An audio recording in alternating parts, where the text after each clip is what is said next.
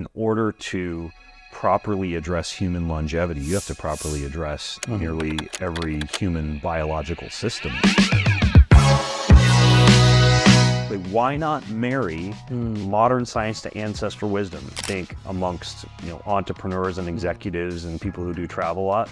Biohacking does seem to have caught on because we have to figure out a way, if we can't do it from an ancestral standpoint, to do it from a technology standpoint. The rise in diabetes and obesity and some other chronic diseases that are metabolically related, it's not linked to a rise in carbohydrate consumption or more lentils or more naan or anything like that. It's linked to the replacement of many of those traditional oils with vegetable oil.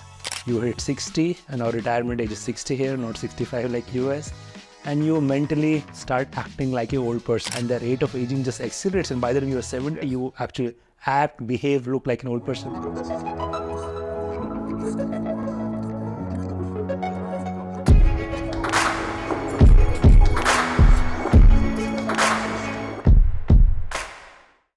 Ben, welcome.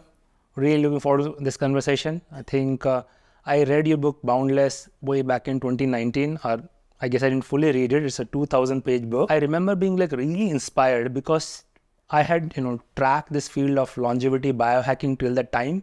But you have, bits of information here and there, different people talking about different things. But here's this book which basically literally is a Bible of everything which was relevant in the biohacking longevity space back then. Just want to understand, your journey leading up to this book, because, as an author myself, just writing a 100,000 word book takes a couple of years, and I'm not doing original work, also just doing mostly translation. But how did you end up writing this book, and that too, choosing to write it so comprehensively? First of all, the book was not supposed to be that big. And it actually became very hard to find a publisher who would publish a book like that and convince them that anybody would even want it. It began with me wanting to write a book about anti-aging and longevity, how to live a long time, as I saw people becoming interested in stem cells and peptides and exosomes, all these little hacks to live longer, longer than the arguable 115 years old, which is the current approximate limit of human lifespan. And frankly, I think still is and will be for some time, the approximate human lifespan. But as you delve into all of the different physiological systems that degrade with age, and you look at the mitochondria and the musculoskeletal system and the brain, and not just the brain, but the blood-brain barrier and the neurotransmitters and the cardiovascular system and the gut, you realize that in order to properly address human longevity, you have to properly address nearly every human biological system. Which, frankly, for the first 14 or 15 years of my life, I cared nothing about at all. I was homeschooled K through 12 and grew up in the hills in Idaho, and I played the violin and read and wrote fantasy fiction, and I was president of the chess club and was not interested in muscles or performance or nutrition or supplementation or anything of the like until I discovered the sport of tennis. My tennis instructor was an attractive young woman who testosterone infused 14 to 15-year-old boy I had a little bit of a crush on. So best way to find inspiration. I wanted to be the best student. And so I began to run up the hills, behind my house, and I convinced my dad to take me to the sporting goods store and buy me a set of 10-pound dumbbells. I didn't know even what to do with them. I'd lay on the edge of my bed and just kind of do curls and little moves. And I remember I also bought an as seen on TV exercise device for strengthening the abdominals. It was like a rocket ship, and you kind of hold it against your stomach and pull in while you did like a isometric contraction of the stomach. But through mentors, my younger brother's best friend's father was a bodybuilder in the community, and he began to teach me about nutrition and supplementation. Another friend of my father's was the Washington State powerlifting champ, so he got me into strength and lifting, and I really started to get very interested in the human body. And I wound up actually, I think, originally to the disappointment of my parents, deciding not to go off and do an internship with a Microsoft computer programmer that they'd lined me up for, because my strongest interest at the time was video game design. And I was taking apart computers and putting them back together, and I'd already taken coding classes, and I was the guy who fixed the computers at home when they were broken. And I instead walked onto the tennis team at college in Idaho, in Lewiston, Idaho. I declared a major in exercise science, and eventually just a master's degree in physiology and biomechanics. I studied for the MCAT and went pre-med and got accepted to a host of different medical schools. Passed on all of them because I really wanted to get into the MD, PhD program at UPenn or Duke. And so I thought, well, I'll make myself a more palatable student. So then I got a job in hip and knee surgical sales, thinking that if I worked for a little while in medicine, I'd maybe be able to get into a better school. And that entire experience just disillusioned me with modern medicine.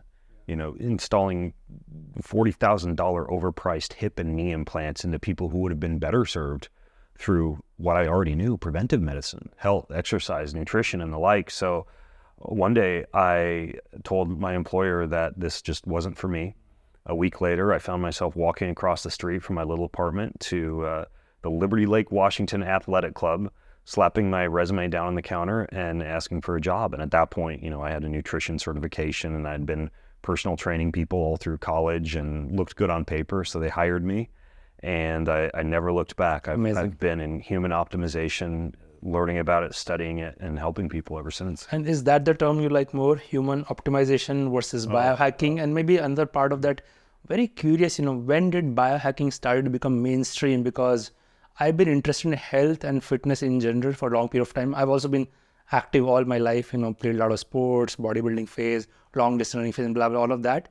But biohacking, I think, at least I'm aware of this in the last 5-7 years. But when did you become aware of this? I mean, people call you, you know, one of the foremost biohackers in the world. So it goes way farther back than that. And then to reply to the first part of your question, I wouldn't really even consider myself much of a biohacker compared to what the original definition of biohacking is. And probably a more appropriate definition would be a, you know, human performance enthusiast or, you know, a human optimization coach. Because if you look all the way back into the mid 70s or so to the original biohackers like Kevin Warwick, you know, the original human cyborg, these were people who called their bodies wetware and would install hardware like a magnetic compass in the chest underneath the skin that would vibrate every time someone faced true north, or magnetic implants in the fingertips that allowed you to interact with screens very similar to, you know, the Tom Cruise in Minority Report, or there's a guy you can find on the internet who had chlorophyll injected into his eyeballs to be able to install, you know, self-inflicted night vision. And these were the original biohackers. And they call themselves biohackers? I don't know. Okay.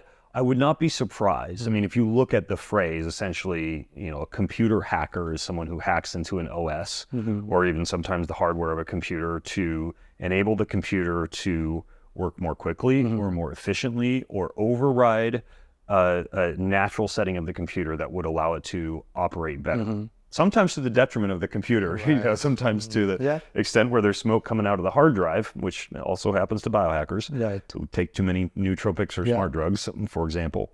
But, you know, when you look at that definition of computer hacking, you could argue that appropriate definition of biohacking would be somehow tweaking the human biology to the extent to where you're allowing it to do something more efficiently or work faster or work better in a way that it might not otherwise have in its natural state. And how is it related to the evolution of science? You know, there was a time where first, you know, if you have health issues, either your grandmother will tell you something or your doctor will tell you something. At some point we had this, I don't know, fitness trainers, nutritionists, maybe even lifestyle coaches. And at some point, people saying, I'm going to take control of my own health. I'm going to biohack myself within, you know, what I know and what are the risk appetite I might have. When did science go to that point when a normal person can think about tinkering with their body without killing themselves in the process? Well, look, that's what got me into biohacking, right? I was the guy who was the fitness guy, right? The personal trainer. And then I raced Ironman triathlon for 15 years. And before that, I was doing bodybuilding. And after that, I raced for Reebok as a professional obstacle course racer in Spartan. And my whole world was fitness. My whole definition was health, of health was, you know, how good do you look posing in a Speedo on stage covered in, gold flecked tanning lotion? Are those pictures somewhere with you? They are. If you Google bodybuilding Ben Greenfield, you probably find them. Or how quickly can you ride a bicycle down the highway in the Hawaii World Championships? Or how fast can you climb a rope in a Spartan race? And it wasn't until I started to experience health issues that somehow I couldn't override by working out harder at the gym, that I couldn't override by eating more broccoli and lean chicken and rice, that I couldn't override by taking a little extra creatine or something like that, that I realized there must be something deeper to preventive medicine and health and life optimization than working out and eating healthy, which is largely still the message of whatever. Men's Health Magazine or Women's Health Magazine or what have you. It's, you look at the recipes, they're like, how do you suck the most fat out of the food or get the most protein in it? And here's the 12th workout of the month that you can do. And so early on, when I wrote my first book, Beyond Training, as the name of that book implies, it was all about the things that I had gradually begun to discover that went beyond just fitness. And what got me into that was what you were just asking about, this emerging, and this would have been about 12 years ago, world of self-quantification that up until recently, in the past couple of decades, would only have been something that someone who would pay like tens of thousands of dollars at the Princeton Longevity Institute or Duke or something like that would have had access to. Blood tests, the saliva test for genetic analysis, urinary tests for hormones, food allergy panels, blood spot tests that tell you a host of things about your body. And I started to test myself. And I realized I'm fit, but I have low thyroid. I can lift a lot of weights, but I've got the testosterone levels of an 80-year-old man. Yeah. I can walk into a room and look like I have muscles in my t-shirt, but my inflammatory levels are through the roof and definitely decreasing my lifespan. And so that was the light bulb moment for me. And that's honestly one of the things that is progressing, if you want to call it, the biohacking sector forward to a great extent, is now you can test your body in your own home. Yeah. You can look at your own biochemical individuality, and then you can tailor your nutrition, your supplementation, your exercise program, your choice of what biohacking technologies or lifestyle adjustments that you want to take to allow yourself to have the power in your own hands when it comes to actually living longer and feeling good. And this whole area of testing yourself, potentially at home. Now, as we all know, the body is very complex. There are hundreds, maybe even thousands of parameters. They change from day to day, from morning to evening.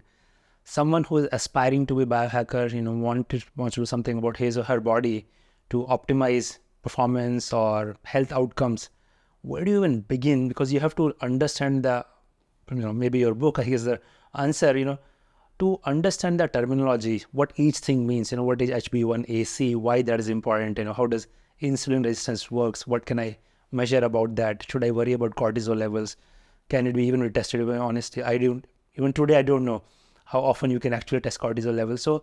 But the testing and knowing these parameters is a big part of optimizing, because if you're putting something in your body, whether it's strength protocol or supplements or therapy, but you don't know what is happening, you don't have the feedback loop going. So just, it's an area of interest. I have spent a lot of time learning about it, but it's taken me years and I still don't think I know anywhere close to what probably you know. So for an aspiring biohacker out there, perhaps in India, where can they begin to learn about, right language and right things to test? Yeah, it's a really interesting question. So we could just look at this like as though we were someone who owned a vehicle and we wanted to fix the vehicle. Well, you could just take your car to a mechanic, right? You could just go, pay a coach or hire a doctor and have them just tell you what to do and you wander off and do it. And that's the expensive but convenient solution. But the fact is that if you look at, let's say, my approach, if I were to work with a client who'd hired me to feel better or sleep better or optimize hormones or whatever, the first thing I'm doing, using a very data-driven approach, is I am testing them, using a lot of the tests that I just mentioned, like a food allergy, a hormone panel, or a blood test, or what have you. Now, what a lot of people don't realize who haven't yet dug into that is that the quality of the apps, the downloadable PDFs, the video libraries, the education has gotten to the extent to where you could know nothing about, let's say, the inflammatory marker HSCRP, or the heart rate variability, which sounds like a super multisyllabic word that your wearable is telling you. And you can, while walking for 10 minutes on the treadmill one morning for your warm-up in the gym, actually learn everything there is to know, or at least everything you need to know about that topic, about what diets address, about what supplements address it. And if you take that baby steps one at a time, because I'm personally a creature of consistency, right? I don't run 26 miles on the weekend. I do a little bit of cardio every day. I don't write a book like this in a month. I write this in 3 years by giving myself the task of achieving at least 3 sentences a day, right? So if you realize that the information is out there and can be systematically consumed, and not only that, but more importantly, is not systematically consumed from some encyclopedia, but rather the results of a test or a lab or the app that's connected to your wearable is telling you, you can learn a lot over the course of, I would say in 1 to 2 years, just with a little bit of time each day, that again, you could do while you're hiking, while you're working out, while you're, sitting on a commute to work in your car as a traveling university. Like, I honestly, and maybe we're delving into a little bit of my perspective just on education in general. Maybe it's because I'm homeschooled, but I've always been a very autodidactic person. And I think that the modern educational system doesn't do people many favors when it comes to actually taking charge of their education. And that's why I like, the emergence of Khan Academy and YouTube and podcasting and sources of knowledge that allow people to technically never go to school in their life and be wiser or have more knowledge or know more about a certain topic than people who literally have a master's degree or sometimes even a doctorate in that field. So it really is achievable for anyone. I think if I were to respond to your original question, someone who was just starting getting into this, the first thing I would do is I would get the test that I could afford, or I would get the wearable, like the ring or the ankle worn device or the wrist worn device that I could afford, and I would just start to look at my data. Hey, what's glucose mean? What's HRV mean? What's it mean relative to me, and why is mine low? What's the difference between when it says REM sleep and deep sleep? And you can learn that in 5 minutes, the difference between REM sleep and deep sleep, and boom, you're off to the races. I think I'm making a very important point. Instead of looking for that today I don't do anything about my health and from tomorrow I'm going to biohacker, it's just asking for too much. I think that 1 to 2 year is a great thing. Just like anything, you have to commit to it, start small, consistent. We did a episode on power of habit side, which is just compounding of one action over a long period of time. And you're absolutely right. There is so much content and guidebooks are available today. Excellent books are available, but that commitment, I think biohacking is probably not something that one can look for a very quick solution. You can start easily. You're absolutely right, with some, and start on your self-learning journey. And I think it does require some self-journey, at least where the science is today. There is one blueprint, maybe we'll talk about later, but there is really no universal blueprint that anyone can say, I'm going to start following. Sometime, people ask me also, what are the 4 supplements? What do you think about rapamycin? And I'm going to ask about it later. But I think that's not probably the place to start. I think there's a wide area of science, a lot of practice, a lot of different opinion and perspectives that people can slowly learn over a period of time. Ben, I saw you last 4 years ago, and I can swear you have not aged one bit. In fact, you look a lot younger. So clearly, whatever biohacking stuff you're doing is definitely an N of 1 is working. How do you feel about, I'm guessing you're probably experimenting on yourself for, decades by now. How has been your personal journey and your own realization of how doing all these things about biohacking? I'm sure maybe everything might not have gone well also, but overall, how has that shaped you in terms of outcome you are able to see in your own life? I have a Han Solo style cryopreservation tank at home, and I just climb in that when I get home to, emerge from it. Where can I buy one? Can you help me source They're one? expensive, but you can build it yourself. Right. We just talked about being autodidactic. Yeah. There's some lessons on the internet. My own journey, I would say, particularly if we want to talk about, self-preservation or looking younger or anti-aging. I would say that it began with the important concept that I discovered in a couple of books, Robert Becker's book, The Body Electric, and Jerry Tennant's book, Healing is Voltage. And even though I'd taken chemistry, and more specifically, organic chemistry and biochemistry and microbiology at college, and learned about cell depolarization and the importance of the electrical charge within the cell, a slightly negative charge on the inside and a slightly positive charge on the outside, and the movement of electrolytes and things like that into the cell, and metabolites and waste products out of the cell. It never really clicked for me how much like a battery that we are until I started to study those books, and I realized, oh my goodness, every time lightning strikes the surface of the planet, or solar radiation bombards the surface of the planet, it charges up the surface of planet Earth with negative ions that if you touch them with your skin, like if you're rock climbing or climbing a tree or walking barefoot on the beach or swimming in a body of water, which is the best way to do it, you're actually charging up your body's battery. And every time that photons of infrared light in an infrared sauna or one of these biohacking red light panels, or guess what, the sun strikes your body, you're actually charging up your battery. Every time you drink good, clean, pure water rich in electrolytes and minerals, or add minerals to your water, or use a pinch of a good salt like we just did at lunch a few moments ago, you're giving your body these charged ions that it can use to keep the battery charged up. And every time that you step into a soup of Wi-Fi signals and wear your ear pods all day long with the Bluetooth signal turned up, and outfit your home with smart appliances, and are in this constant electrical soup, that's a very strong form of electricity compared to that mild form we get from, say, like the planet Earth or from sunlight, you're draining your battery.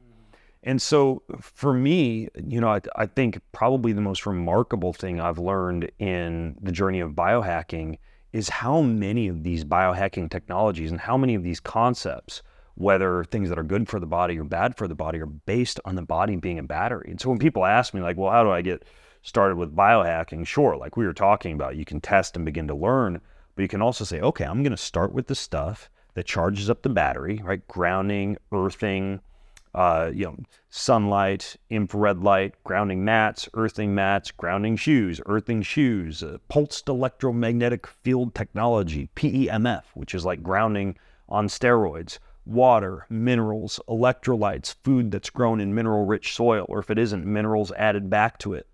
And then I'm going to walk through my house and maybe unplug the Wi-Fi router at night, or when I go to sleep at night during the 1/3 of my life when my body actually does have a chance to recharge.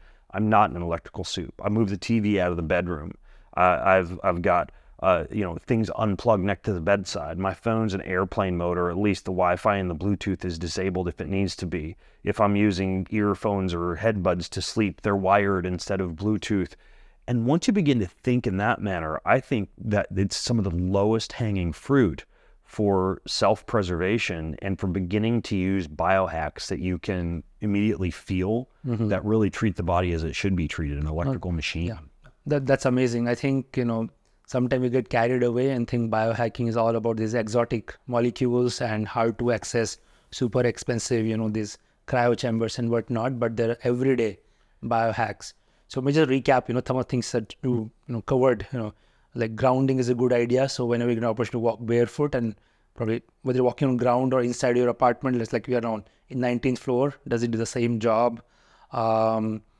Getting rid of all these electromagnetic radiations around us. And before we started the podcast, you persuaded me to keep my phone away, and now I'm glad I'm not feeling that little itch to check my messages now.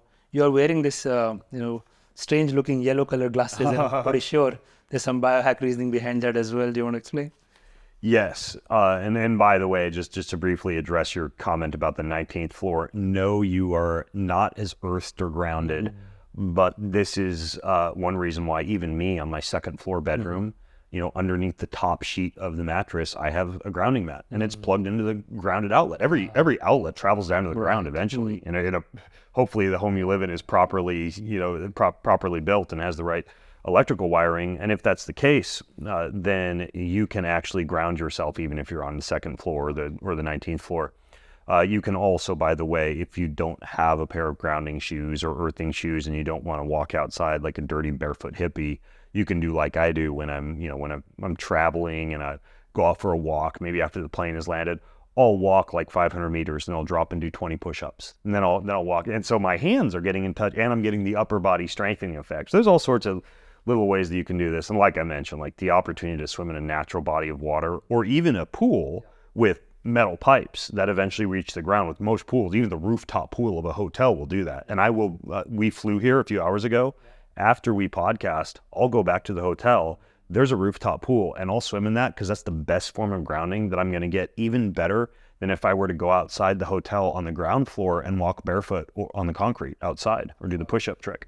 So lots of subtle nuances there, I realize. But the glasses, and this is a little bit related to the battery concept.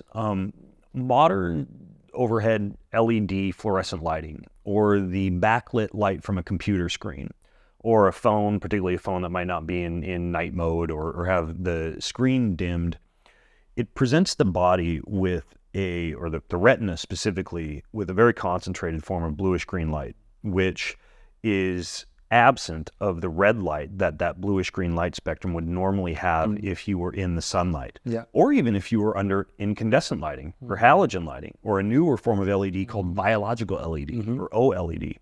And so because of that, when people are underneath these bright modern overhead fluorescent lighting, or the reason I'm wearing these glasses is because right now we have the lighting set up for the podcast, they'll often get this flicker and irritation in the eyes that eventually, a few hours into the day, results in brain fog, sluggish energy, eventually, in many people, the onset of myopia. And that's one problem with children, is not only do they have a lot of time now with their faces close to a screen without throwing in horizon gazing or eye exercises, but then the backlit screen that they're looking at is also contributing to retinal irritation. Hence, glasses that would be able to block blue light. So I own two pairs. I have a yellowish, kind of almost clear looking pair like this for the daytime, and then a red pair for the evening. And like many elements of the biohacking industry, the old blue light blocking glass thing is kind of a money grab. You can import cheap glasses from China and, make them look like they're yellow and red. But I always look for technology that actually shows the spectrum of blue light that they block. And there's several good companies out there. I would say that probably, one of the guys who's popular in biohacking, Dave Asprey, he started the company True Dark when he first launched. And even if you look at some of those real old wraparound glasses, I'd call them birth control for your head. Those did a pretty good job blocking blue light as well. These ones are called Raw Optics. There's another company called Blue Blocks. But yeah, getting a good pair and preferably having one yellow pair for daytime and one red pair for nighttime. And then I'll throw in the pro tip for you.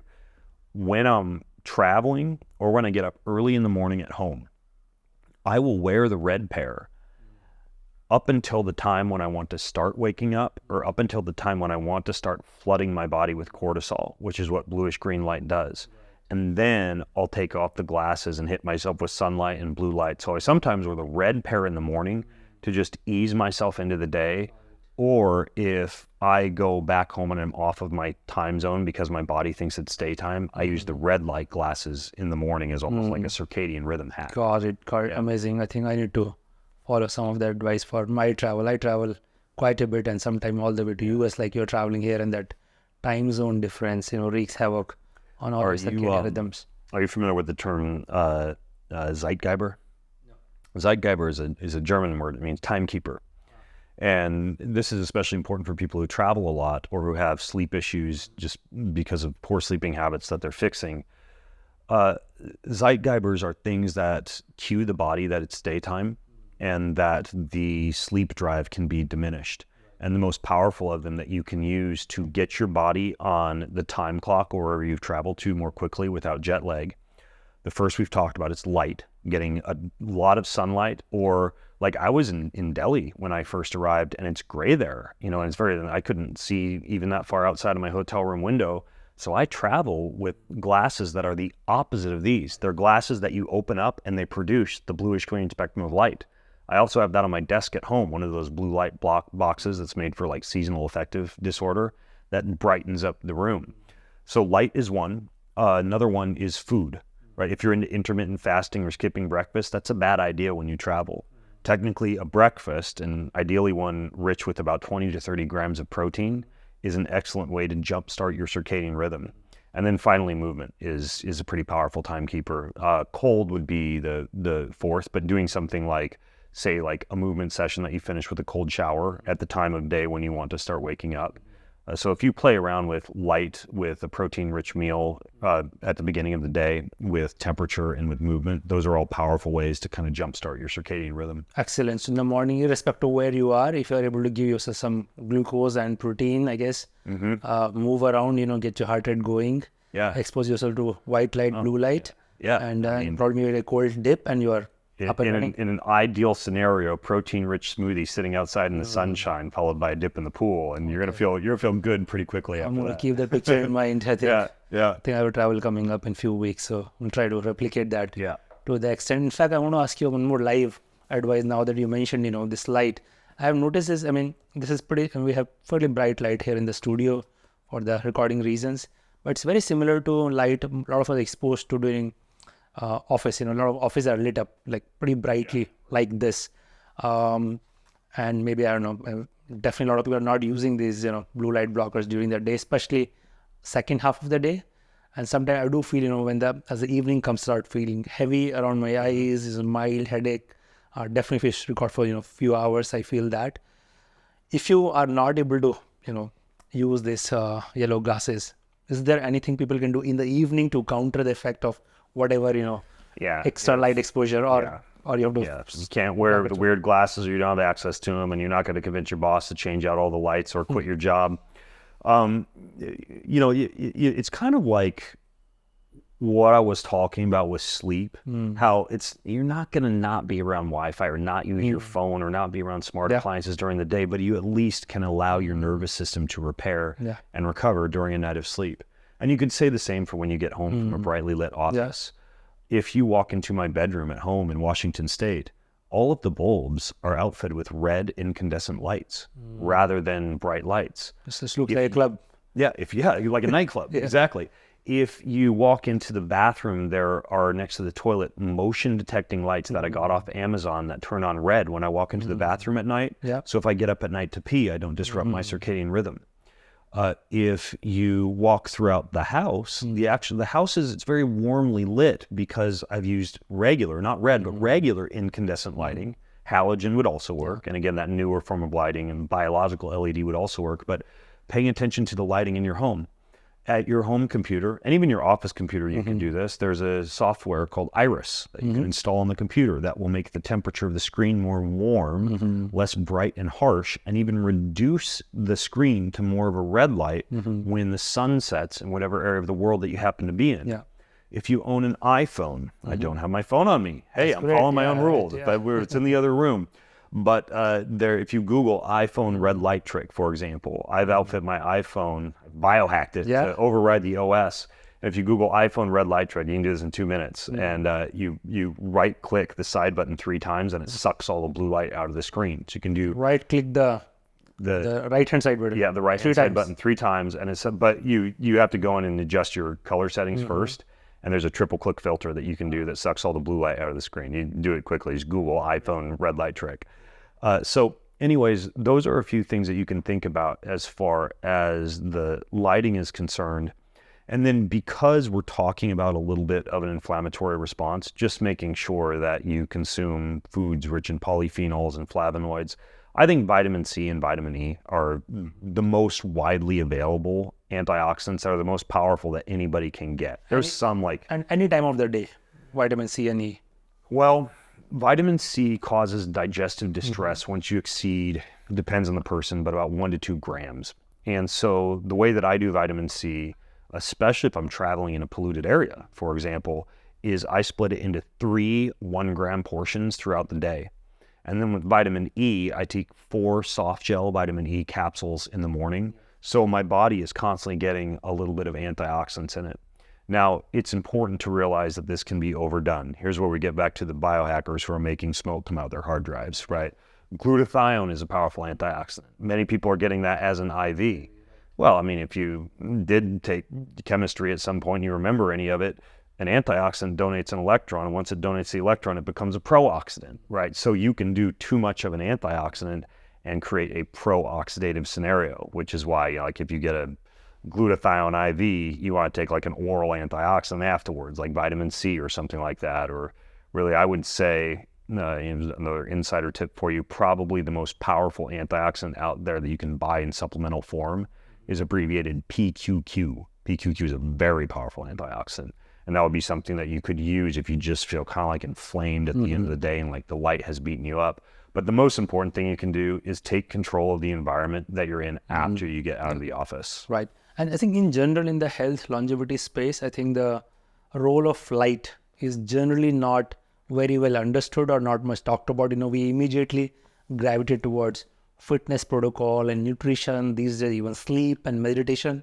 But I think our whole biology is very closely linked with the light around us, we I guess naturally evolved around sun's circadian cycles and not only visible light, but we are also sensitive to both ultraviolet and ultraviolet light as well, infrared lights. And just managing all of that is one big part. I'm guessing you have a chapter in the book as well about, managing light around. Yeah, I do. It's interesting because when you look at a lot of biohacking technologies, we're returning to an ancestral scenario, right? I would say that yes, the sunlight and the planet Earth, and even though research is more scant on this, I would say that we're probably going to be finding out more and more about moonlight as well, that these are powerful ways to fix the human body, like a deep, intimate connection with those. There's a term that many people in the biohacking or the health industry use called ancestral mismatch, also known as evolutionary mismatch, meaning that we live in a modern environment, especially in a post-industrial era, in which we are able to go open a refrigerator and have access to hyper-palatable foods or walk across the street to the grocery store, when in older times we would have had to have walked fasted for a long time and gone gardening, or had to grow something and go out and collect it, or gone hunting to actually secure that same amount of calories.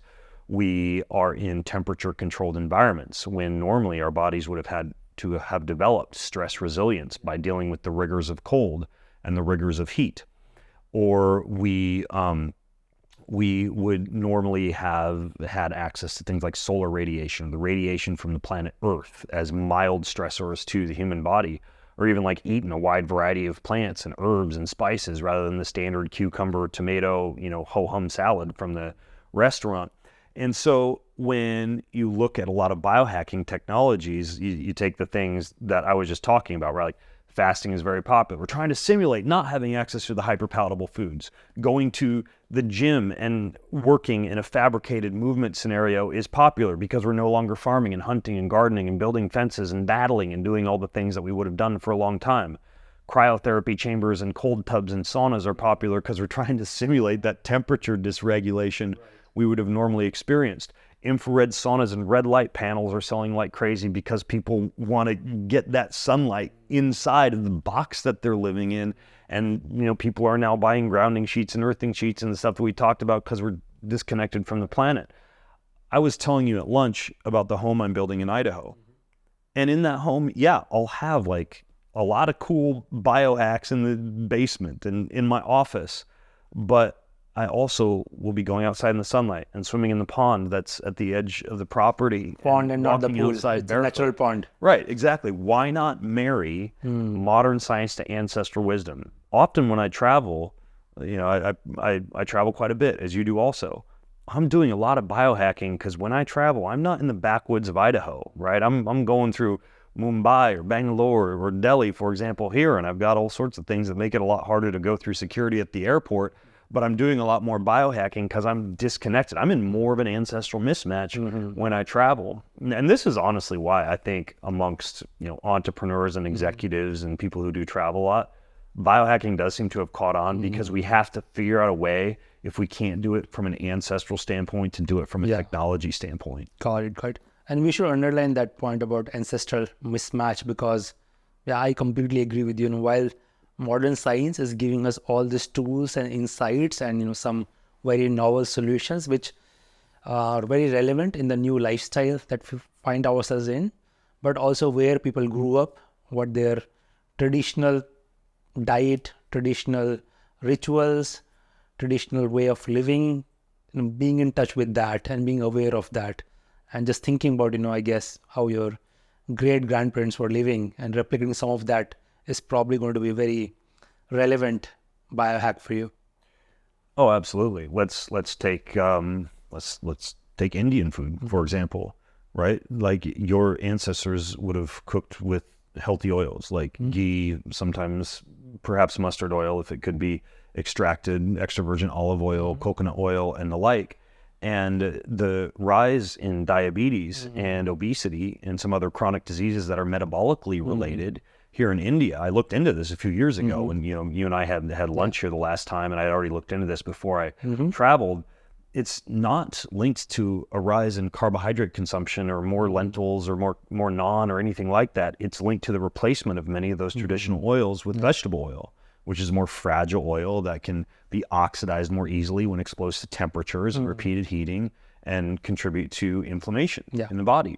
Or, for example, we know less about properly preparing plants to unlock the nutrients and the proteins in plants than our ancestors, because we're accustomed to getting food quickly, or schools or parents don't teach their children how to soak, how to sprout, how to ferment, how to take, as we were discussing during lunch, that quinoa or that millet, and the day before, rinse it and soak it overnight so that you're unlocking the nutrients, and maybe in some cases having a little under-the-counter jar where you're sprouting it, and all of a sudden you're getting all the proteins that you should be getting from a plant-rich diet, but you're not because we've lost connection with soaking and sprouting and fermenting and all of these slow food prep methods that unlock the proteins in food. And then worse yet, we're drenching it in something like vegetable oil instead of ghee.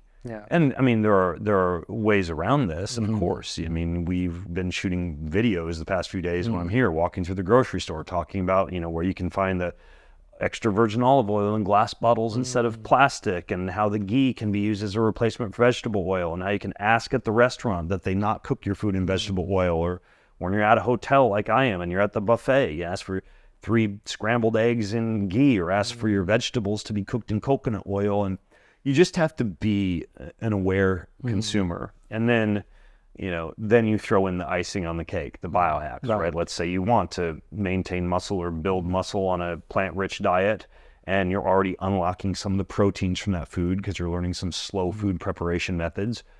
Then you dress that up with the type of things that you don't get from plants that would be like a modern biohack, like using creatine, taurine, vitamin B, and vitamin D. Those would be 4 right there that are going to address a ton of deficiencies that would normally exist on a plant-based diet. Right. I think you touched upon a very important point. I think we import a lot of great things from America, but one of it is also this industrially processed food and lifestyle habit and fast food and so on. It's a whole different topic. I think being selective about, what are we copying from whichever part of the world, and what are things, which are better off being in touch with our roots and continue to incorporate and celebrate our lifestyle. Ben, a lot of people get interested in this whole area of biohacking and longevity for different motivations. Some people want to improve their performance. Performance can be for athletic reasons, could even be for an executive like me to just improve performance at work. Some people think about delaying onset of aging or avoiding lifestyle diseases. But there is whole idea of lifespan increase also, with David Sinclair's book Lifespan, last 5 to 10 years, many people have been talking about that we are finally at the cusp of a revolution where we can dramatically extend human lifespan. Dave Asprey famously talks about living up to 150. As somebody who spent a few decades thinking about it, what's your current take on this health span versus lifespan? Is it today still mostly about enhancing health span, or you see some light at the end of the tunnel for the lifespan increase as well? Well, first of all, I don't have a set number of years that I plan to live. I want to take as good care of myself as I can, but at the same time, that I'm doing that. I don't want to be that biohacker who's cold and hungry and libidoless and never snowboards or swims with the sharks or hikes up a mountain because God forbid I do something that could take just a few seconds off my life. Nor do I want to be somebody who lives a long time but spends all those extra years trying to live a long time, huddled up inside of a hyperbaric chamber or traveling to get yet another stem cell injection or what have you.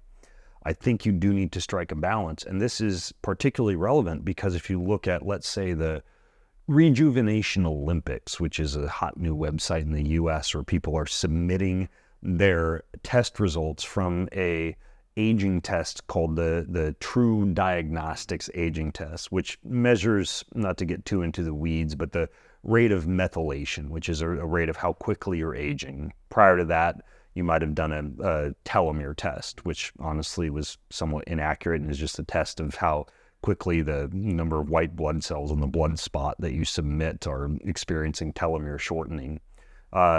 There's even modern tests of more precise markers of inflammation than you might get from a normal blood test. One is the glycan age, which looks at the level of glycation in the body, which can be an indication of damage to proteins, for example. And when you look at the Rejuvenation Olympics, the rate of methylation test, the type of things that people are doing to live a long time widely varies. And sure, you have Brian Johnson near the top of that list, eating the same thing for breakfast, lunch, and dinner. And dinner, I think, is at noon because that's the last time that he actually eats, and doing the same exercise program every day and living a highly regimented lifestyle, getting laser skin treatments for the face and borrowing blood from his son for a plasma replacement. And I have nothing against what he's doing. I admire his dedication and his thirst for knowledge and the quest that he's on for himself, and I think also for others. And I mean, sure, there might be some extra virgin olive oil sales and dark chocolate sales mixed into that, but I mean, if I own a supplements company, I'm all about chamber or trap. Yeah, I'm a capitalist. But then you see also towards the top of that list, a 45-year-old mom who spends $70 a month in supplements and plays pickleball and walks her dog every morning and has some time in the sunshine and isn't doing stem cells or peptides or exosomes or any of this stuff. And it reminds me of these blue zones where people are not going to great extents to biohack and do all the crazy treatments. They're living a natural lifestyle. They're eating a wide variety of plants and herbs and spices. They're drinking alcohol and enjoying meals with people and engaging in some element of, religious fasting sometimes, or, some type of cleanse or protein restriction or calorie restriction occasionally. But yet, you've got the 110-year-old gin-chugging, cigarette-smoking grandmas who are, hiking their goats up a mountain for half a life. And it just goes to show you that there's such a wide amount of genetic variability, and there's so many factors that play into lifespan that I think, first of all, you cannot make a concrete statement that human lifespan is achievable much longer than about 115 years. And I believe that is close to that. It might be 117 is the longest on record based on birth record data. I believe it's a woman in France, Jean Clement, I believe was her name, who is the longest human on record. It's usually the females, gosh darn it. So based on that, I think that it is better to focus on some of the things that we know contribute to life happiness, meaning, purpose, human connectivity, absence of loneliness derived not through digital connections and your number of Facebook friends and Instagram followers, but through the number of real live people who you have a relationship with, who you interact, who you hug, who you handshake on a daily basis.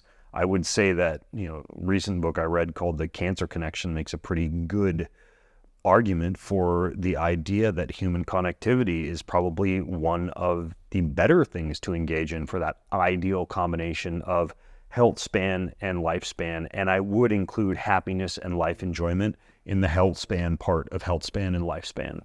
So I think that you can get obsessive, you can get myopic, and you can start to chase numbers when I think it's better to chase purpose and to chase happiness, life enjoyment, adventure, a Renaissance man or a Renaissance woman approach to life, in which perhaps learning guitar or piano or playing pickleball or padel or tennis might be more important to you than visiting the hyperbaric chamber at night. It's interesting because that might, for some people, be a selfish pursuit. But I'll tell you the same thing that I tell my sons, and that is that life purpose and happiness should always be viewed at through the lens of loving others. It's not just about happiness for you. Your purpose statement isn't just about you. It's about blessing others, being with others, and using whatever skill set that you were born with to do good for as many people as you can. And so my purpose for anything I do to increase lifespan is so that I can be around this planet a longer time to be able to help people, care for people, connect with humans, foster legacy in training my own sons and being able to play with them and hike with them when I'm 80 or 90 years old. I think that's a much better perspective than chasing a number. Right. And so looking at from a more qualitative lens, that at the end of the day, you're putting in all this effort to maximize the quality of life, which also means in some way similar quality of life, irrespective of which decade of life you are in. If you're going to live, till 80 or 90 or 100, you want to retain your vitality and energy and ability to do things that you would like to do at that point in your life without having to be burdened on other people or having to deal with all these, disease over last 2-3 decades of life. Which in other words, I guess, one can use the phrase health span. I don't know if you like the phrase or not, but, I guess from Indian context, I can speak that, the mindset so far has been, you hit 60 and our retirement age is 60 here, not 65 like US. And you mentally start acting like an old person. You see people go through this change overnight. You are going to office every day, you retire, 1 year of loneliness, you start to lose your social connection at work, very difficult to form new connection that age. And the rate of aging just accelerates. And by the time you are 70, yes, you actually act, behave, look like an old person. Yeah, so that's, potentially, by investing correctly in the right, whether we call them biohacks or healthy lifestyle or right protocols, one can add few more decades of high quality life with, the purpose that's meaningful to you in your own context. Yeah, and then not to get too esoteric, but what you just said, life purpose is important. Because if you have life purpose, if you've studied up and gone through a book like Values Factor by John DeMartini or Ikigai, a free workbook I've taken my sons through that you can find at the slow.co website, slow.co, or you've gone through, I even talk about life purpose and boundless, and you have one single succinct purpose statement for your life that, yes, might change through different chapters of your life, but is always driving you and is always keeping you connected to what things that you're naturally good at, what things make time go by quickly, what author Mark Manson says makes you forget to eat and poop, and you're constantly connected to that, then retirement is not a palatable or attractive thing because, you might not be making money in the same way when you're 60 or 65, but you're constantly seeking out ways to make your career and what you do for a living relevant to life purpose. And if you can unlock that, then I think that getting old and eventually fading away as soon as you reach a certain age becomes something that's far less likely to happen. But again, I realize it's kind of a little bit more of an esoteric topic, but I think that it begins with being connected to your life's purpose, and mine has changed throughout the years right now because I'm in an era of wanting to be a good leader for my team and for my family. I'm wanting to embrace humility to a certain extent, and I'm wanting to learn how to listen to my heart and to listen to my gut more. My current life purpose is to be a wise teacher. A wise human, a humble leader, and a gracious teacher. A wise human, a humble leader, and a gracious teacher.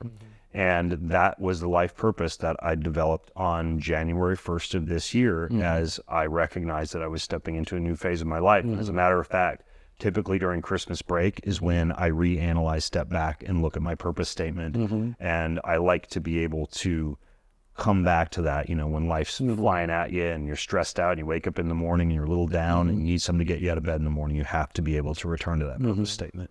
And this purpose statement you craft for yourself in the past, you have seen typically last for 5 years, 10 years, how do you see it evolve? I'm guessing you probably have a routine to go back around Christmas, New Year time to go back and reflect. So how does that play out? And, maybe before you answer, I'll just quickly share. I very deeply believe having the purpose statement in personal life or in an organizational setting is amazing. I think Simon Sinek's start with why. I think it applies enormously.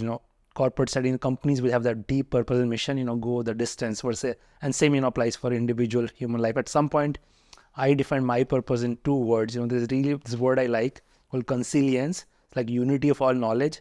So I'm driven by this quest to really learn. I want to understand things. For me, that in and of itself is a purpose. And second, impact. I mean, I'm quite privileged, have actually a lot of resources, just somehow figure out a way to be useful to the world at large. And I've stayed with this for 10 plus years, things probably evolve with time. But coming back to it, how does one think about crafting this purpose statement and how long can it last? Mine tends to kind of vary every couple of years. It always comes down to something that involves teaching people, educating. I have the heart of a teacher and an educator. I've always loved to learn at the autodidactic pace that we talked about earlier, and not just learn for my own sake, but learn in a way that I can turn around and teach that to others. Typically, at least for the past few decades, that's been in the realm of health and health education. And so there's always mild variance of it, but it changes every couple of years. There is one thing that you said, though, that's important, and that's the idea that you're branding yourself as a person in the same way that you'd brand a business, in the same way that a business would have a mission statement and core values and a purpose. A human being should have the same. I think that it's important for people to realize that a family should also have that. And that's something that I've really focused on developing for about the past 5 years with my family. A sense of legacy, a sense of raising not just your children, but your children's children.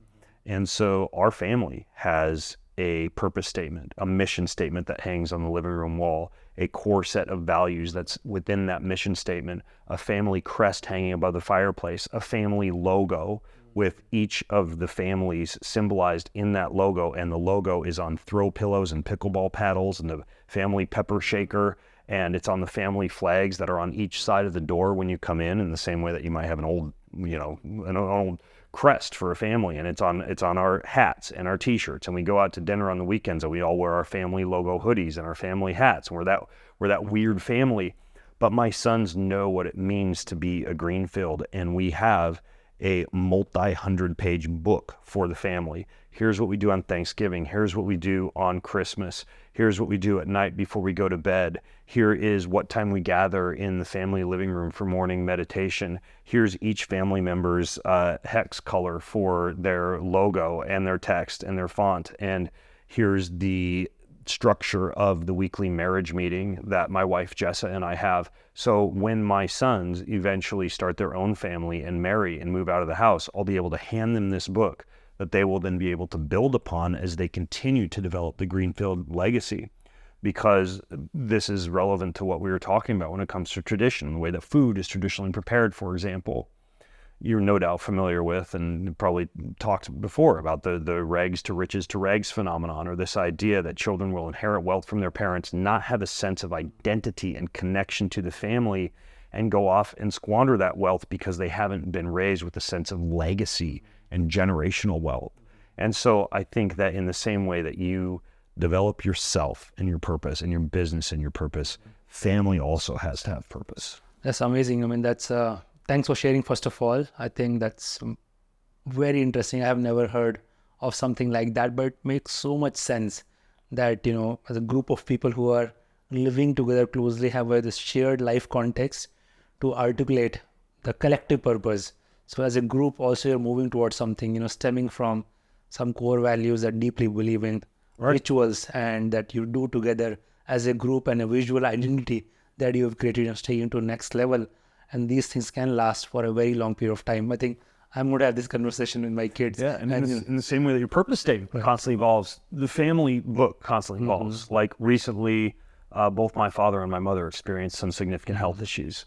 And we realized that as we walked them through potential end-of-life scenarios, that we hadn't talked about that much as a family. So 2 months ago, in the family booklet, now my sons, who are 15 years old, they're twin boys, They and my wife and I both have our memorial service mapped out. We've written our eulogy. We've planned out our funeral. We have all of that in the family book. We know whether people want to have organ donation or cremation, or what songs they want sung at their funeral, what they want people to wear, and what they want the ambiance to be like. And that alone is a powerful process for a young human to think about their own death. You know, I used, back when AI first launched, the face aging app to create a 75-year-old photo of myself that hangs in my office. You don't look like this at 75? That's the whole point of I look kind of like Harrison Ford meets Gandalf. But I walk into my office every morning and I see the old me, and there's something about that drives me to not want to squander time. Right? Am I gonna, dink around with a YouTube video and chasing comments on Instagram, or am I gonna do something that fulfills my purpose statement? Because time is finite. I'm not gonna be here forever. I doubt I'll be here 115 years. If I actually look at my genetics and I'm realistic and I do the very best I can. I realize this relates to mind over matter and biology belief and the retirement statement that you made earlier. You don't want to think yourself into an early death, but being realistic, looking at this as a statistician or an epidemiologist, I'll be lucky to go to in like my mid 80s, right? And so having that at the back of your mind and planning on that is a good way to keep yourself on track when it comes to impact. It's interesting, in the biohacking episode, instead of talking about becoming immortal and living forever, we are talking about this whole idea of memento mori, right? Remember you have to die, but it's such a powerful concept. I'm sure you have read tons around that. Yeah, we are immortal if we think of ourselves from a legacy standpoint. I say we are immortal, but what I mean specifically by that is anyone who has children is immortal. Right. You have the choice for the impact that you're going to make based on the way that you raise your children. Right. No, it's incredible. I think this whole broader idea of, social connection, emotional health, why do I even need good health for? Right. Because good health is also an asset that I'm going to use for some purpose. And I think integrating all of that into longevity conversation, I think makes it that much more richer and meaningful.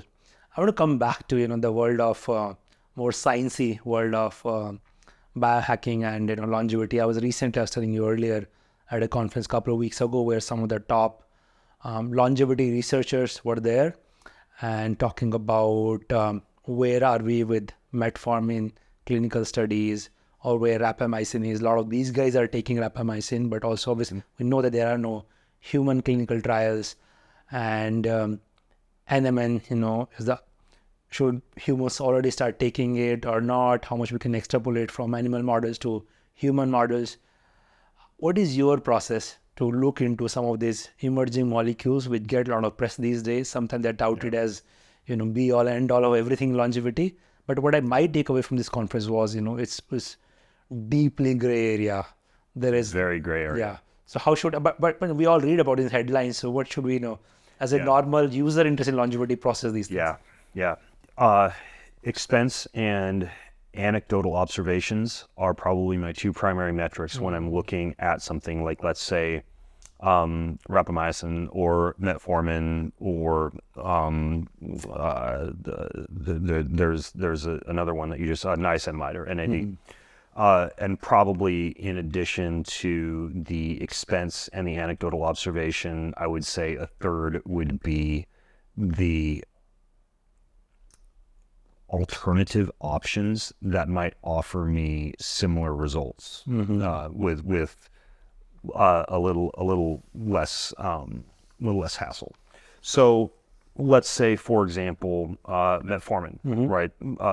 Diabetic drug being used off-label by longevity enthusiasts to live a long time because of its impact on glucose regulation. When I look at that and I look at anecdotal data, I've used metformin. It lowers my blood sugar. I don't think anybody would be surprised if that's the case. It's also expensive. There's also the hassle in that it can impact the mitochondrial response to exercise and cause gut issues in some people. Yet, when I take a shot of apple cider vinegar before a meal, or even berberine, which works fantastically for me for blood sugar control, or bitter melon extract, or Ceylon cinnamon, or if I lift weights or I walk for 5 or 10 minutes before a meal, or the number one thing that keeps my blood glucose low, even before I go out to a cocktail dinner where I'm having the bread basket and a drink and maybe a couple of drinks and a sweet potato with a piece of meat that's insulinogenic. Cold shower, cold bath, cold soak beforehand. And that's like a daily practice for me because of the impact I see on my glucose variability. Let me get this right, because I want to replicate this. So let's say I have an evening dinner, which I try to avoid these days because I'm worried about all those things, come to that. But you're saying I take a cold dip at, 45, 50 degree Fahrenheit or 6, 7 degrees Celsius, it was 2-3 times, and then go back and it will as if I'm not having that bread basket. Exactly. Even hot cold. For example, this morning I flew here and I knew that with a 9:30 a.m. flight and walking through the airport and waiting in the airport and walking and making phone calls in the airport, I wasn't going to get on the plane and fast until I'm here. Just call me weak, but I knew I'm going to eat something. I also knew that I'm not going to be lifting weights or, having a shot of apple cider vinegar or something like that on the airplane. This morning, the very last thing I did before I left the hotel was I put on a podcast in the shower and I did 5 minutes of 20 seconds cold, 10 seconds hot, 10 times through. And that fluctuation of hot and cold, or maybe also call me a wimp, I just enjoy hot cold contrast more than cold, and it has a similar impact on the blood sugar. Call you weak and wimp, I think it's going to worry a lot of people. So I think you stay in superhuman category. Saving your cold soak for after the sauna, same thing. You don't have to start, you don't have to jump straight into the cold, as you're waking up in the morning. You do sauna first and then cold. But it impacts the blood sugar for hours and hours the rest of the day. So if you told me right now after dinner, you and I are going to go out and then we're going to have a huge basket of naan and we're going to have this enormous, wonderful buffet feast and we're going to have a couple glasses of wine, I'd say, all right, let's go jump in the pool first and swim around a little bit or get cold or, do a cold shower because that's the most impactful. But back to the root of your question, based on that, I don't take metformin because for me, there are more affordable, easier, potentially less, for me as an athlete, harmful options out there. You look at something like NAD or niacinamide. Sure, there are ways that I could get that naturally. Fermented foods, sauna, exercise, limiting carbohydrates, or even getting into a state of ketosis with carbohydrate limitation or the use of ketone supplements or both can all raise NAD. The vitamin B complex, niacin, that is a precursor to NAD, is found in avocados. It's found in dairy. It's found in many fat-rich foods from the plant kingdom and the animal kingdom. And so, yes, I could get that naturally, but now down to anecdotal observation. There is nothing for me that beats sleep deprivation and a supplement for jet lag like combining NAD with creatine. That's like my pro tip for sleep deprivation. So for me, I could sit in an aging research convention all day long and hear about the gray area of NAD, but all I know is that if I take around 300 mgs of niacinamide or if I take an NAD supplement, I feel great in a sleep-deprived state. So I use NAD. And then if you look at rapamycin, I didn't take that until about 6 months ago. I was concerned about the immune suppression that you see with rapamycin. Yet when I realized that the data, albeit the data on yeast and fruit flies and models that are, rodent models, not humans, mammalian, yes. I'm pretty convinced that we will see evidence that a very, very small dose of rapamycin, I take 5 milligrams once a week as a way to inhibit mTOR, which is a potentially age-accelerating pathway, is a good idea. And now I step back and I say, well, if it were the $3,000 a month prescription, rapamycin, the data isn't strong enough for me to do that. But weak data combined with the fact that here in India, you can get it at the pharmacy for pretty dirt cheap. I can get RapaPro, generic off-label version or generic version for about $60 for around a 2-month supply at home. I take 5 milligrams of rapamycin once a week. But you have to be informed. This comes back to the education piece that we were talking about earlier. Only time you inhibit mTOR, you inhibit the ability of being able to build muscle. So I only take rapamycin on Sundays, which are my recovery days, so that I'm not putting something into my body that keeps me from gaining muscle on the same day where I'm lifting weights. So now we get into some of the subtle nuances, but that's generally my approach. How much is it going to cost me? How do I actually feel when I take it? And are there other options that might result in less discomfort or damage to my body? Got it. So some of these molecules are interesting. There's promising data in animal studies, definitely a lot of anecdotal evidence. and then it's a cost versus benefit trade-off, and benefit eventually you have to somewhere in tune with what's happening in your body and how does this, particular intervention makes you feel. Yeah, you need to be in tune with your body and preferably quantify. Like I wouldn't know anything I just told you about bare brain versus metformin versus cold versus walking if I wasn't wearing this patch on the back of my arm that's continuously monitoring my blood glucose. So sometimes you do have to quantify and be willing to do that to know some of these things. We earlier in this podcast, when another guest, we talked about CGM, patch that you're wearing. What's your recommendation? I mean, CGM, I think people in India have heard about it. Some people have tried. I think Ultra Human has a very good product people use. My own experience, I've seen that after I tried CGM for few weeks and then coming back to it every 6 months is enough. I'm somehow not able to find usage week or long period of time. How do you recommend, what's or is it a good idea to wear this patch for a long period of time? You mentioned Ultra Human. I'm wearing the ring and I'm wearing the patch, and I wasn't even familiar with the name Ultra Human 3 days ago, and someone gave this to me, so I can't say I'm advertising them or endorsing them. I just happen to have been given one, so I'm experimenting with it.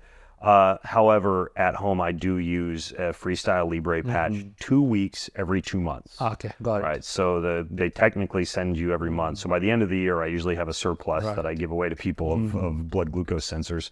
But I find that if I'm testing 2 weeks every couple of months, I'm able to keep my finger on the pulse of how my lifestyle and my diet and my exercise are affecting my blood glucose values, stress, sleep, a lot of things can affect it without necessarily having to keep the patch on all the time, because frankly it's just yet another thing to do, to scan and hold the phone up. It doesn't take much time, but sometimes I like to not have to worry about it. And some of these things also act as the accountability framework. Just to share, one of my experiences in this with the Oura ring, similar to Ultra Human ring.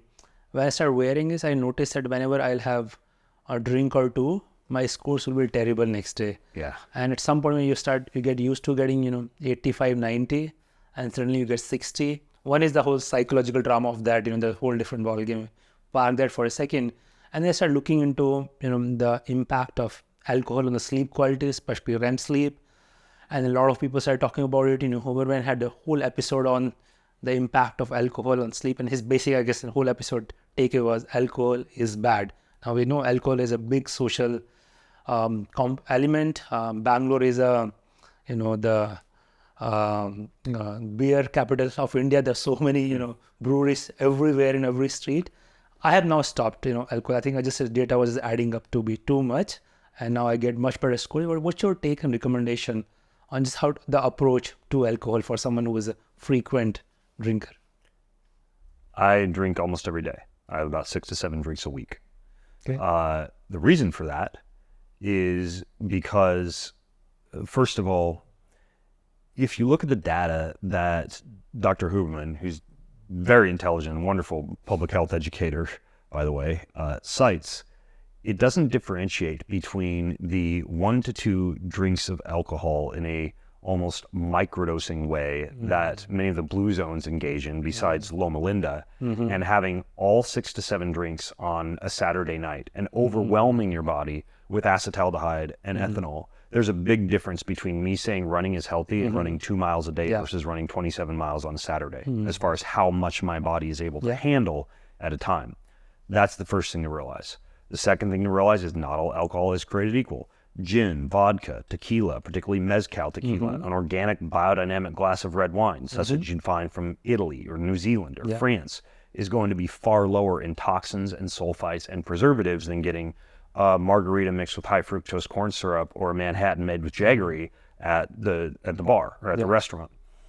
The next thing you need to realize is that in the blue zones, the bitters and herbs and spices that are frequently consumed are tonics for the liver and help the liver to be able to upregulate its antioxidant pathways that would assist with the detoxification of the alcohol.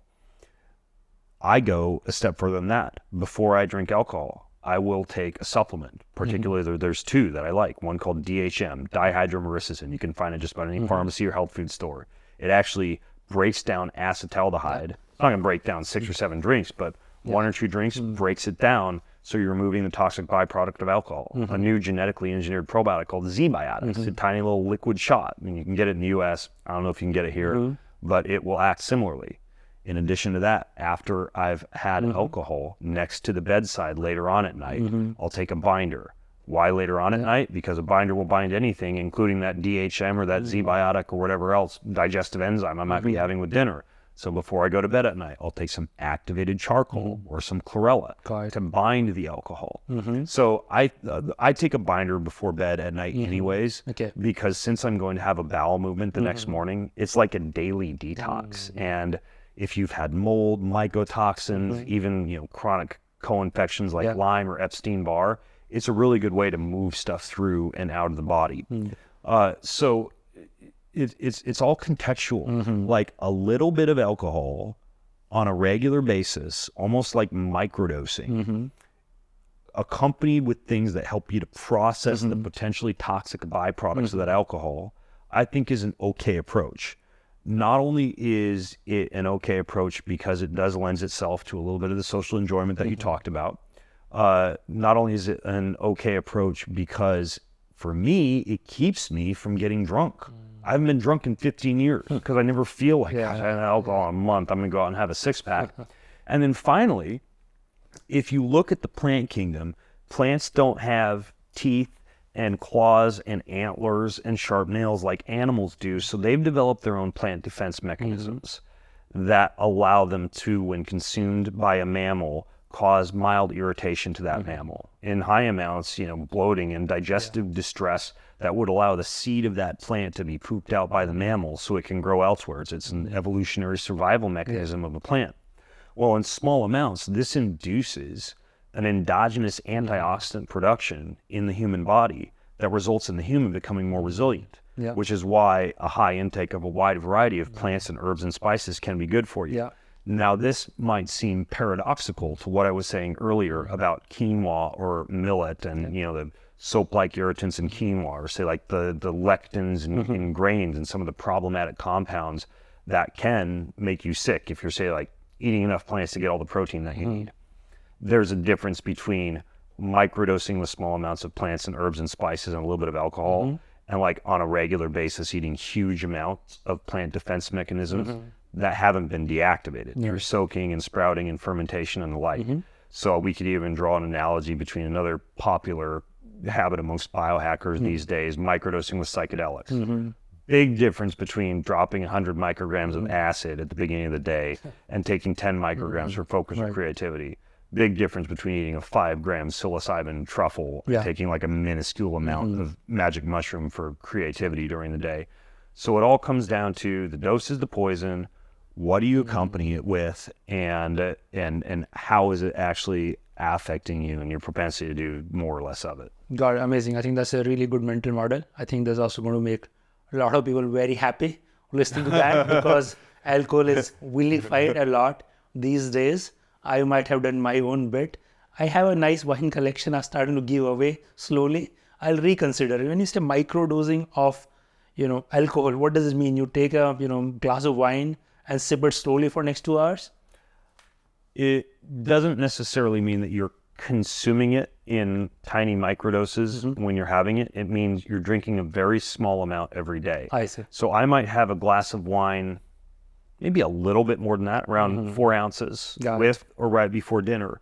Or I might take less than an ounce of a hard alcohol, like gin or vodka, tequila, and put that in soda water with a little bit of lemon and bitters. Got it. So it's just a very small amount. And frankly, again, maybe I'm a weakling, but my tolerance is low enough to where if I do that, like before a meal, I break the rule. I don't have my alcohol with food. I have it before because I kind of want to feel it, right? If I'm going to get that social lubrication, I want to be able to do it, on less by having it on an empty stomach. So that's what I mean by microdosing, like not your fishbowl sized glass of wine or your massive Las Vegas curly strut drink of jungle juice, just like a little bit of a good clean alcohol as a tonic, as a bitter, as a digestive. I think everything has a nuance and moderation in general, with ideas as well as substances, work really well.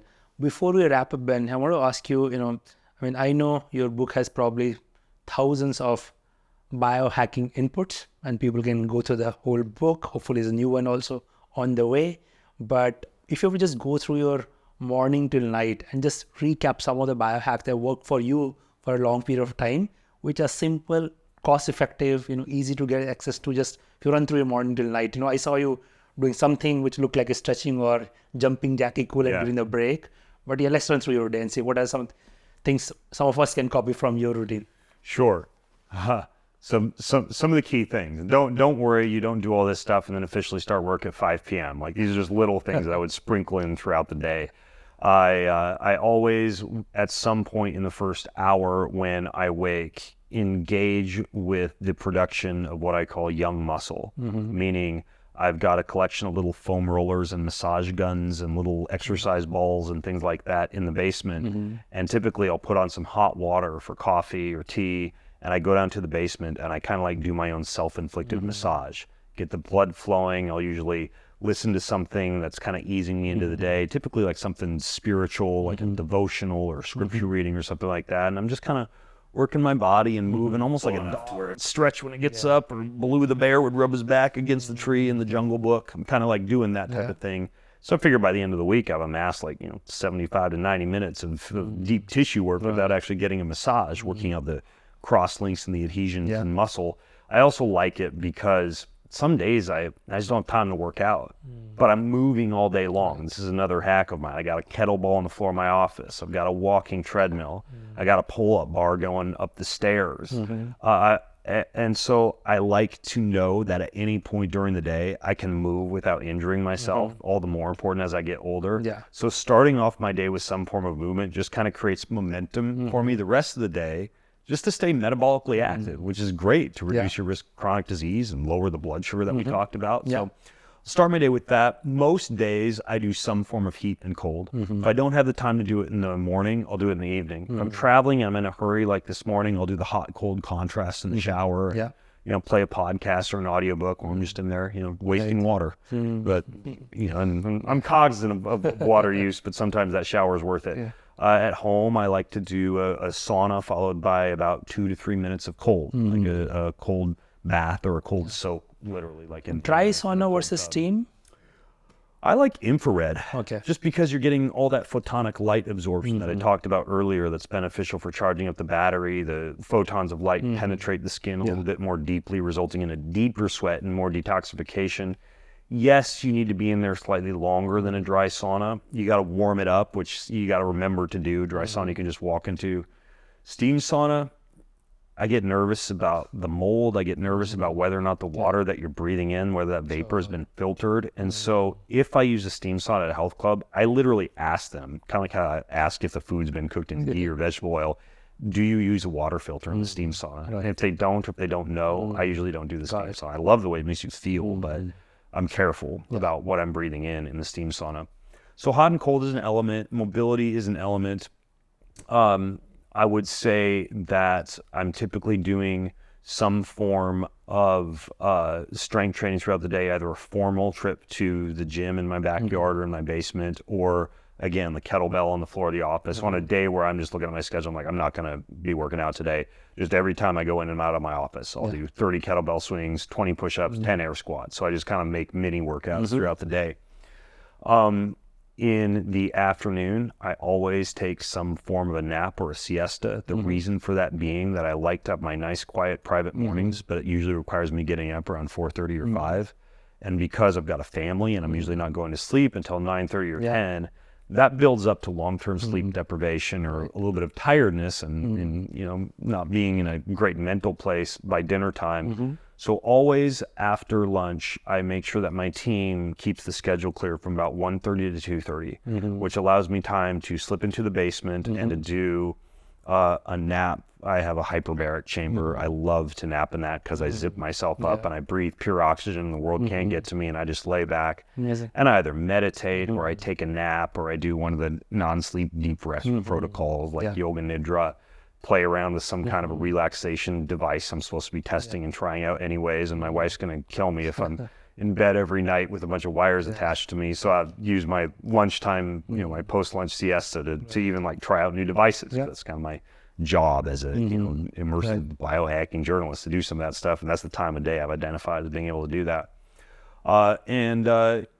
Another key for me is towards the end of the day, as the day winds down, it would be some of the things we talked about earlier, like limiting red light exposure, starting to step away from business, heavy spicy meals, things that would warm up the body. Yeah. For bed, I typically will take a little bit of magnesium. I'll take, if I'm traveling, melatonin. I use usually like GABA-based supplement. Gamma aminobutyric acid is an inhibitory neurotransmitter. And there's a variety of supplements, natural ones like say lemon balm or valerian root that have it in there. On this trip, I'm traveling with a little bit of topical cream called Somnium that I'll put on the back of my neck. And so it's usually that, melatonin, magnesium, and occasionally CBD that I'll use for sleep. And then CBD oil form or injectable? I use an oil. Okay. There's a company in Florida that uses an organic full spectrum CBD called Element Health. I don't do gummies or smoke weed. And the main reason for that is THC. It does relax you, but it impairs your REM sleep. You don't dream. You don't engage in memory consolidation or emotional processing or a lot of the things that are part of a good night of sleep. It also results in a lot of free radical damage to the mitochondria. And so paradoxically, because inflammation of the mitochondria is linked to chronic fatigue from stress, many people will use marijuana to relax at the end of the day because they're stressed out, and create this negative feedback loop where they're getting more fatigue and as a result more stress. So the only time I'll use something like that is, for example, I think it's great as a sex drug. I think THC is kind of like one of the plants of love, and so that would be an example of a way that I'd use something like that. Anyways, though, at that point, I'm in bed by around 9:30 or 10. Lights down, room is nice and cold. I sleep on a grounding mat. So I've typically got a little bit of mouth tape on, which is great because it forces you to nasal breathe as you sleep, which helps a ton with that. And the very last thing I do before I go to bed at night, I've been married for 21 years. In addition to that weekly marriage meeting with my wife that I talked about, which is split into 4 parts: expressing gratitude to each other, talking about household duties and chores that we need to discuss and review, talking about problems or blockers that we're experiencing either personally or with each other. It's bugging me that you started drinking all the hot water in the morning and not making extra, or I've been meaning to talk with you about how I notice you've been more grumpy with the kids at night or something like that. And then finally, family calendar, like what's coming up that we need to talk about and plan for. Well, in addition to that, we also have every night for about 5 minutes before we go to bed, we pray together. And I think that one element for us of the strength of our relationship is we do something that's spiritual and sacred together every night. And sure, sex is spiritual and sacred, but believe it or not, we're not having mad, hot, wild love every night. So we pray in the evening right before we go to bed, and we're praying for our day and for our children and for our lives and for our home and for people who we've told we would pray for. And then I put on the mouth tape, and I fall asleep. Outstanding. I think your last one, this family ritual is probably the ultimate bio and life hack that I think a lot of people who are listening to this can consider. I think it's probably save a lot of emotional and social trouble, following this hack, but many others. I think you've been very generous with your time, Ben, as well as all the various hacks and science you've sprinkled throughout. But I also noticed there's a sense of measure. It's not extremes. It's about being calibrated, thinking about things, and slowly experimenting, seeing what works for you. But in the whole world of longevity and health is fascinating. I think you've done an incredible job as an educator to talk about it, experiment on yourself, sharing your learnings with the world. I'm glad you're able to find time to visit India second time. Hopefully next visit will not take 4 more years. I think the work you're doing is outstanding. I think a lot of people in India would love to hear from you, learn from your experience, and please keep doing the outstanding work. I look forward to your next book. I love this country. I love this people. I wish I'd come back sooner than 3 years, and I will be back. So thank you so much for having me. Thank you. We look forward to it. Thank you.